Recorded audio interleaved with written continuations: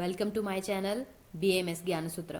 चला तर आज आपण पाहूयात की मोस्ट प्रोबॅबल एलक्यूज ऑफ शालाक्यतंत्र पेपर 2. पहिला एलक्यू हा शिरोरोगावरती येण्याचे जास्त चान्सेस आहेत, कारण शिरोरोगावरती एक एलक्यू आणि 10 मार्क दिलेले आहेत. तर शिरोरोगावरती सूर्यावर्त, अनंतवाद आणि अर्धावभेदक यावरती एक एलक्यू येईल. तसेच नासारोगावरती एक एलक्यू येण्याचे चान्सेस आहेत. त्यामध्ये प्रतिशाय, DNS, नेझल पॉलिप किंवा इपिटॅक्सिस यावरती जास्त चान्सेस आहेत. यामध्येही DNS ची स्पेसिफिक सर्जरी विचारली जाऊ शकते. कर्णरोगामध्ये कर्णशूल किंवा कर्णबाधिर्य हे दोनच असे पॉईंट आहेत की ज्याच्यावर एलक्यू येऊ शकतो.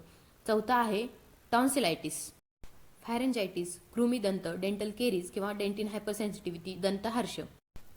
यामध्ये टॉन्सिलायटिस हा सर्वात जास्त वेळा विचारला जाणारा क्वेश्चन आहे किंवा हा सर्वात जास्त वेळा विचारला गेला आहे. त्यामध्ये टॉन्सिलायटिसची सर्जरीही विचारतात. फॅरेंजायटिस हा त्यानंतर सेकंड नंबरला येतो आणि त्यामध्ये फॅरेंजायटिसचा आयुर्वेदिक पार्ट म्हणजे एकवृंद आणि वृंद हेही विचारले जाते. कृमीदंत, डेंटल हायपरसेन्सिटिव्हिटी त्या कम्पेअरमध्ये कमी वेळा विचारलेला आहे, पण ह्यावेळेस काही सांगता येत नाही, युनिव्हर्सिटी काही टाकते. त्यामुळे जस्ट एलक्यूचे पॉईंट निग्लेक्ट करू नका.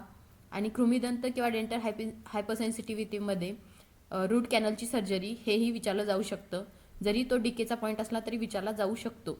So stay tune and study well. Like, comment and share. Thank you.